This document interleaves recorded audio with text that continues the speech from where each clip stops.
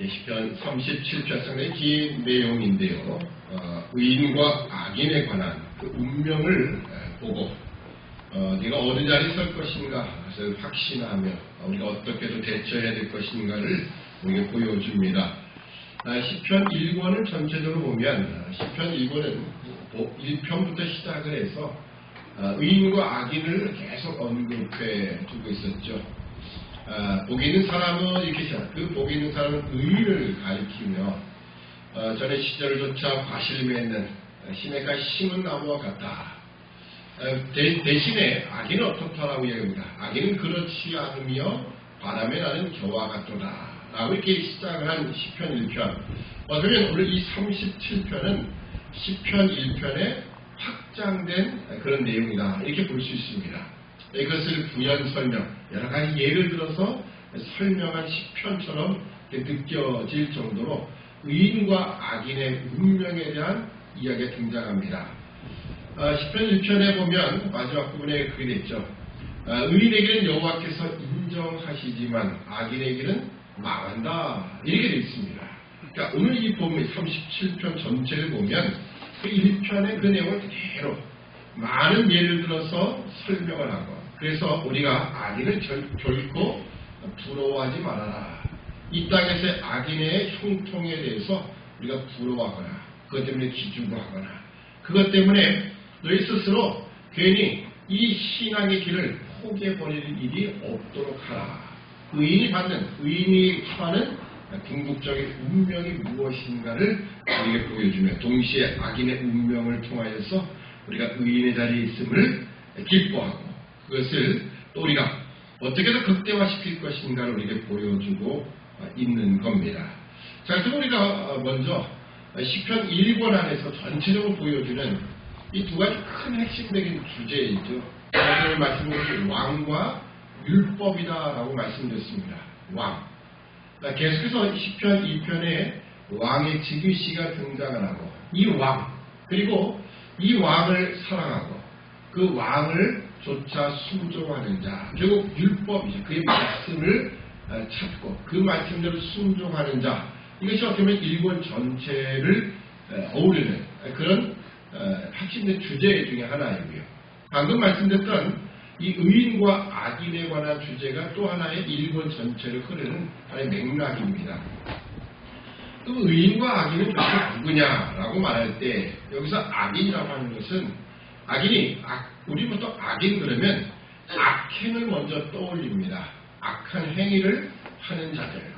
세상으로 말하면 법을 어기고 남을 갈취하고 부정한 방법으로 또는 폭력을 써서 이런 사람들은 보통 악인이라 이렇게 규정을 하지만 물론 오늘 본문 안에는 그런 모습이 없는 것은 아니에요. 그래서 가난한 자 또는 의인을 핍박하고 갈취하는 것 이런 것도 분명히 있지만 이 성경이 말하는 악인은 우선적으로 하나님을 모르는 자입니다. 하나님을 모르는 자예요.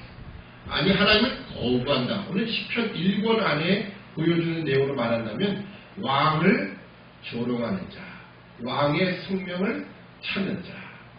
물론 이 다윗이 쓴 시편이니까 다윗이 왕이고 다윗의 생명을 찾거나 다윗을 조롱하거나 다윗을 핍박하는 모든 세력들을 말하겠지만 결국 그리스도 그리고 그리스도를 따르는 모든 자들을 핍박하고 조롱하는 그 모든 것이 왕의 생명을 찾고 왕을 조롱하는 자다. 그것이 결국 악이다.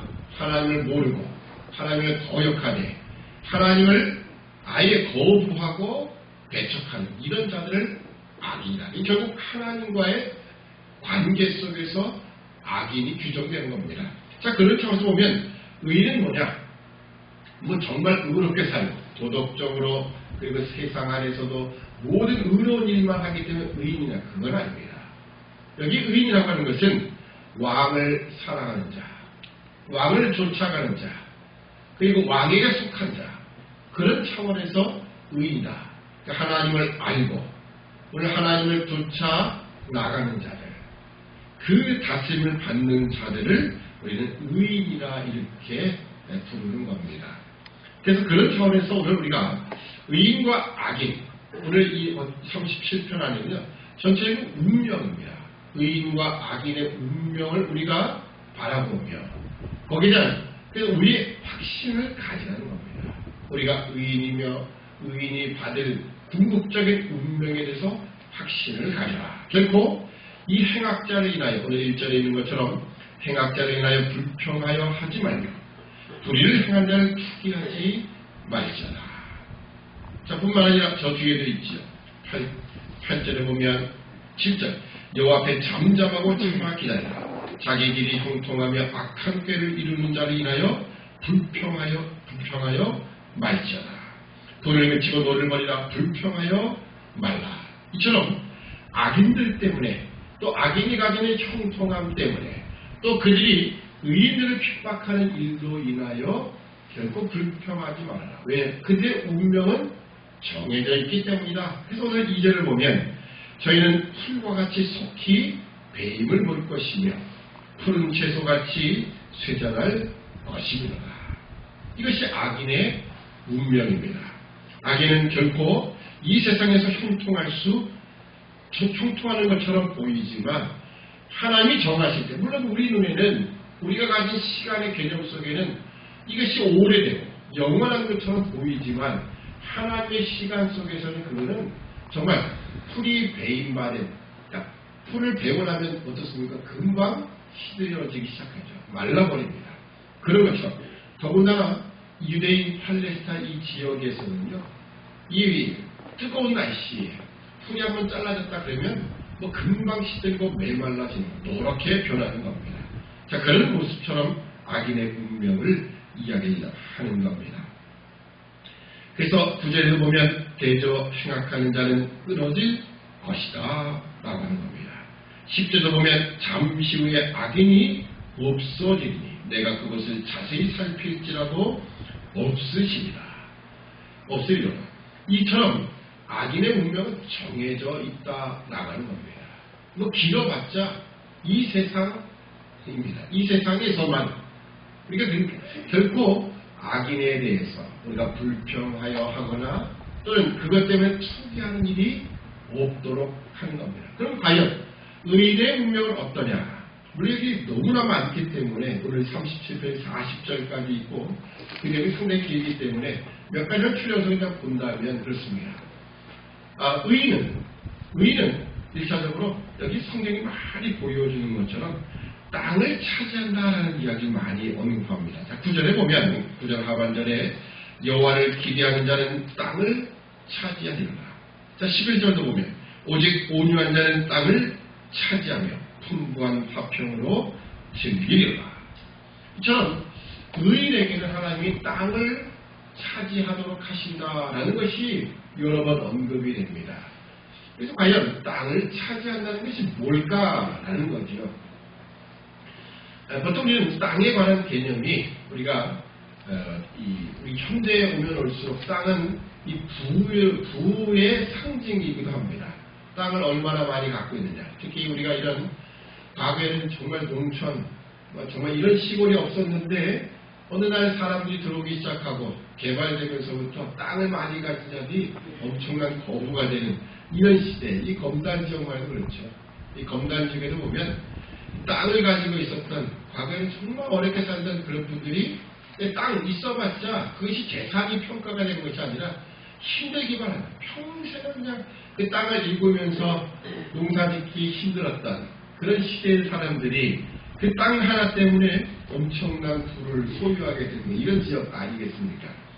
근데 우리는 보통 땅 그러면 그렇게 생각을 합니다.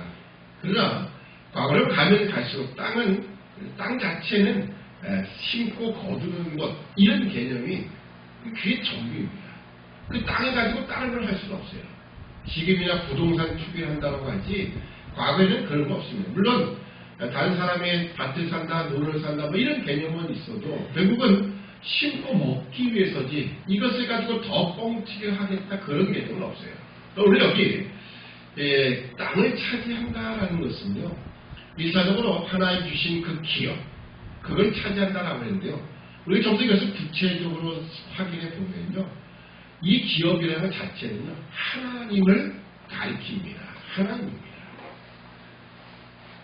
예를 들어서 이스라엘은요, 이 가나안 땅에 들어가면서부터 그 땅 자체를 자신들이 만들어낸 땅이 아니에요. 하나님이 그냥 허락해서 주신 땅입니다. 신명기를 보면 하나님 그렇게 말씀하시죠. 가나안 땅에 들어가게 하는 그 장면들을 볼 때 내가 심지 아니한 그렇죠 과목들 이걸 다 먹게끔 하신다는 거예요. 또 내가 짓지 아니한 성읍, 내가 짓지 아니한 가옥, 그리고 내가 만들지 않은 모든 이 세간살이 그걸 하나님이 얻게 하신다라고 하는 거예요. 그냥 주시는 거예요. 이처럼 이스라엘 민족에게 있어서 땅이라는 것은요, 자기 소유의 개념이라기보다는 하나님이 주신 곳에 거한다는 개념이 우선 많았고요. 또 이 땅에 관한 개념 가운데 보면 그들은 이 땅을 더 많이 불린다는 것 자체가 사실은 성립이 되지 않습니다. 물론 임시적으로는 가능해요. 가난한 사람이 무하다가 실패해가지고 가난한 사람이 내가 이 땅 좀 줄 테니까 나를 그 땅에서 일하는 사람을 삼아달라. 그래서 거기서 먹고 살게끔 하는 그런 경우도 있어요. 그래서 내 땅이 임시적으로 늘어날 수 있지만 언제 다 돌아갑니까? 10년이 되면 원래 주인에게 다 그냥 무상으로 돌아가는 겁니다. 빚을 안 갚아도 돼요. 근데 딱 돈을 따로 주고 사는 게 아니에요. 그 땅이 원래 주인에게 다 돌아가는 거예요. 그것이 이스라엘 사람들의 땅에 관한 개념이었습니다.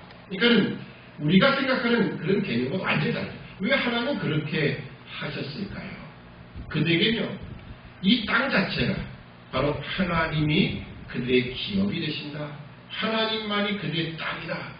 그 모든 것의 근원이요 소유가 되신다라는 것을 보여주기 위함입니다. 자, 시편 33편에 보면 12절에 이런 말씀이 있습니다. 12절 보면 33편 12절 여호와로 자기 하나님을 삼은 나라 곧 하나님의 기업으로 빼신 바 된 백성은 복이 있도다. 그 백성 자체가 하나님의 기업인 거예요. 하나님이 그 백성을 기업으로 삼으셨고 또 동시에 그들은 하나님을 자신의 나라, 기업으로 삼는 것과 같은 겁니다. 그러니까 언제나 하나님과의 관계 속에서 살아가는 사람들, 그 사람들이 바로 의인이다라고 하는 거예요. 그러니까 의인은 단순한 세상적인 또는 도덕적이거나 종교적인 차원에서 뭔가 의로운 행위를 하는 사람, 그것이 아니라 하나님과의 관계 속에 있는 사람, 이것이 바로 의인이라는 것이고요. 오늘 37편은 의인과 악인의 운명에 대한 이야기를 해주는 겁니다. 10편 1편이 보여주는 것처럼 악인의 길은 망하는 겁니다. 의인에게는 여호와께서 인정하시지만 악인은 망한다. 마치 바람에 나는 겨와 같이 오늘 10편 37편에서는 풀과 같이 속히 베어서 다 말라버리는 그런 모습처럼 악인은 이 땅에서 끊어지게 될 것이다. 그렇지만 의인은 온유한 자는 바로 땅을 차지한다. 하나님을 기업으로 삼은 나라가 되는 거예요. 그런 모습을 오늘 우리에게 본문으로 소개를 해주고 있습니다. 자, 그러면서 이제 여러 가지 많은 내용이 있지만 우리에게 특별히 어떤 믿음을 소유할까? 의인이 가지는 그 믿음에 관한 이야기를 하면서 3절에 이렇게 이야기합니다. 여호와를 의뢰하여 설을 행하라. 여호와를 의뢰하는 겁니다. 뿐만 아니라 거기에 그 땅에 거하여 그의 성실로 식물을 삼을지어다. 땅에 거하여 성실로 식물을 삼으라. 근데요, 이 성실로 식물을 삼으라라는 이 말이 어느 주석을 봐도 참 여러 가지 해석이 있고요. 어렵다. 어느 걸 취해야 될지 잘 모른다라고 다 해석을 해놨습니다. 그래서 이 말이 뭘까? 근데 이 지역 성경은 이걸 이렇게 번역을 했습니다. 완전히 뜻 자체가 다른 것처럼 느껴져요. 자, 여기 보면 그의 성실로 식물을 삼으라라고 했는데요. 지역 성경은 뭐라고 했냐면요. 신실하게 양을 치라 이렇게 있습니다. 그냥 완전히 번역 자체가 다른 것처럼 느껴지죠. 그의 성실로 식물을 삼으라 했는데요. 신실하게 양을 치라. 양을 친다는 게 뭘까? 결국 내가 맡은 일을 가리키는 겁니다. 성실하게, 신실하게 내가 맡은 일을 해라 그런 뜻입니다. 여호와를 위하여 선을 행하라 그 땅에 구하여 내가 맡은 일들을 성실하게 행하라. 이것이 의인들 하나님의 백성들의 모습이다 라는 겁니다. 오늘날 과연 우리는 내게 주어진 환경, 가정이 있고요, 또 직장이 있고 이런 사람과의 관계가 있죠.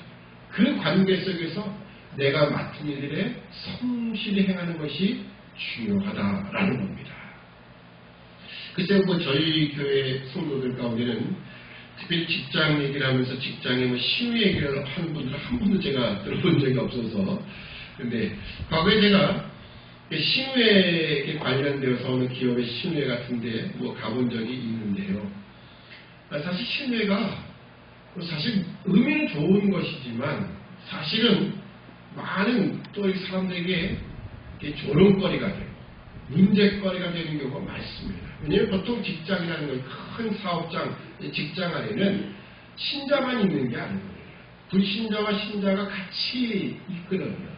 근데 마치 신우회가 있는 그런 직장 안에서는요, 보통은 그 기업의 사장이, 또 오너가 보통은 믿음의 사람인 경우가 많습니다.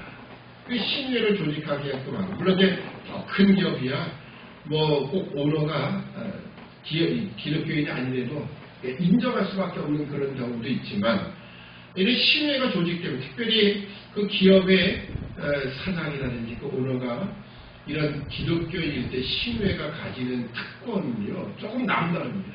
저는 그런 걸 봤어요. 그래서 오히려 그것이 좋지 않다라는 느낌을 훨씬 더 많이 받습니다. 예를 들어서 신우회가 이러면 돼요. 보통 신우회 가진 그런 기업에서 보면 그 사장이 주도해가지고 매주 첫날 또는 매달 첫날은 예배를 드린다. 기업, 거기 사람들, 기업에 있는 사람들 다 불러다 앉혀놓고 예배를 드리는 경우도 있고요. 물론 더 큰 데는 할 수가 없겠지만 웬만한 데는 그러더라고요. 그래서 기독교인이 아닌 사람도 가서 거기 앉아 있을 수밖에 없는 그런 경우도 보게 되었습니다. 물론 의도는 알겠어요. 저 사람들이 어떻게 조금이라도 복음을 전해서 기독교인이 되게끔 하겠다, 이런 생각도 있을런지 모르지만 오히려 부작용이 더 컸다라고 저는 보여집니다. 왜냐하면 신우회가 가지는 특권들이 그랬어요. 예를 들어서 똑같이 일해야 되는 시간에 신우회라고 신우회 일을 한다고 따로 모임을 갖거나 그 시간에 그러면은 이게 문제가 있거든요. 다른 사람들이 볼 때는 저 사람들은 기독교라는 또 사단과 똑같은 종교라는 이유 때문에 나랑 같이 일해야 될 시간에 일을 하라고 가서 딴 일을 하고 있더라는 거예요. 그런 모습이 분명히 있었거든요. 그건 옳지 않습니다. 그러니까 신우회가 오히려 기업 안에서, 직장 안에서 믿지 않는 사람들, 세상 사람들에게 오히려 손가락질을 받고 조롱을 받는 그런 일들, 동시에 위화감을 조성했던 일들이 사실 한국 이 기업 안에 많이 있었습니다. 오늘 왜 이 본문에 보면 내가 성실하게 내 양을 쳐라, 내가 맡은 일들 내가 성실하게 감당하라, 이것이 1차적인 우리의 의무입니다. 우리가 여호와를 의지함과 동시에 내게 주어진 일들을 성실하게 감당하는 것, 이 필요한 부분입니다. 자, 4절을 보면 또 여호와를 기뻐하라라고 합니다. 여호와를 기뻐하라. 우리가 하나님을 정말 기뻐하고 있는가? 많은 시편을 보면 하나님을 인하여 기뻐하는 거예요. 정말 하나님을 인하여. 그 하나님 자신, 하나님이 내 아버지가 되신다, 우리 구원자가 되신다라는 그 하나만 가지고도 기뻐하는 겁니다. 셋째로 보면 5절과 6절에 너의 길을 여호와께 맡기라. 맡기라고 합니다. 우리의 모든 것을 하나님께 맡기는 것, 이것이 우리 의인들, 하나님을 따르는 그의 백성들에게 마땅한 본분이다라고 이야기를 합니다. 글쎄 이 많은 내용이 있지만 일차적으로 악인과 의인의 운명이라는 걸 제가 말씀을 드렸기 때문에 쭉 넘어가서 이 23절, 24절을 보면 의인들이 받는 궁극적인 복을 이야기합니다. 23절을 보면 여호와께서 사람의 걸음을 정하시고 그 길을 기뻐하시나니 저는 넘어지나 아주 엎드러지지 않으면 여호와께서 손으로 붙드심이로다. 아멘. 여러분, 의인이 받는 복은요, 우리가 어떤 생각하는 건 많이 다른 본문이죠. 오히려 하나님은 우리에게 우인, 하나님 택한 백성들, 그를 섬기는 자리라 그러면 남들보다 더 뛰어나고 잘된 자리를 이렇게 복을 선언할 것 같지만 그는 넘어지나 아주 엎드러지지 않는다라는 거예요. 이게 그들이 가지는 복이다라는 겁니다. 여러분, 아이들이 어렸을 때 부모의 손을 붙잡고 걸어갈 때가 있죠. 물론 조금 더 크면 자기 혼자 가라겠다고 손을 뿌리치지만 손을 붙잡고 간다 생각해 보십시오. 그러면요, 걸음 잘 못 걸으니까 뭐 조금만 걸리다니 다리 힘이 없어 넘어질 때가 있어요. 그래도 없었습니까? 부모가 손을 붙잡고 있잖아요. 그러니까 아주 엎드러지지 않는다라는 겁니다. 마치 오늘 우리가 받은 복의 자리가 바로 그런 거예요. 비록 넘어질 수는 있어요. 넘어지는 일이 있습니다. 그렇지만 아주 엎드러지지 않는다. 왜요? 하나님이 우리의 손을 붙들고 계신다라고 하는 거예요. 이것이 우리 의인들의 운명이요 우리의 복이다라는 거예요. 주의 손을 붙들고 있음을 우리가 기억해야 할 것입니다. 뿐만 아니라 여기 보면 의인의 자손이 복을 받는다. 그래서 이 25절 26절에 있는 것처럼 26절 저는 종일토록 은혜를 베풀고 부어주니 그 자손이 복을 받는다라고 합니다. 뿐만 아니라 27절 28절을 보면 악에서 떠나 선을 행하라. 그러면 영영이 관이 여호와께서 공의를 사랑하시고 그 성도를 버리지 아니하십니다. 죄인은 영영이 보호를 받으라. 그러니까 하나님의 보호가 우리 안에 있다는 겁니다. 그리고 29절로 34절까지 이야기는 의인은 결코 실족지 않는다. 31절 보면 그 마음에는 하나님의 법이 있으니 그 걸음에 실족함이 없으리로다.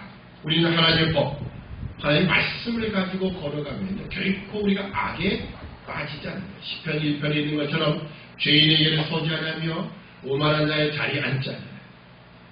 악인의 꼴을 줬지 않는 그런 모습이 결국 그것으로 인한 실족함이 우리에게 없다.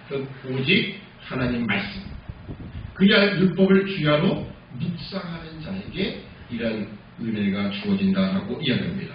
결국 마지막 35절로 40절까지는 결국 악인과 의인의 결말에 대해서 궁극적으로 대조하고 있죠. 자, 38절 보면 범죄자들은 함께 멸망하리니 악인의 결국은 끊어질 것이라. 의인의 구원은 여호와께 있으니 그는 환난 때 저희 산성이시로다.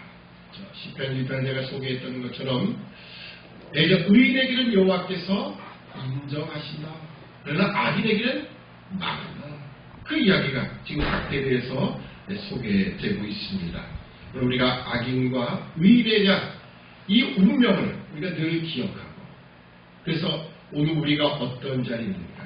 우리는 죄를 거부할 수 있는, 그리고 하나님의 말씀을 따라 순종하는, 왕을 사랑하는 그런 자리에 있음을 늘 기억하며 우리의 운명에 대한 확신을 가지고 이 세상을 넉넉히 이겨나가는 모두가 되어야 할 것입니다.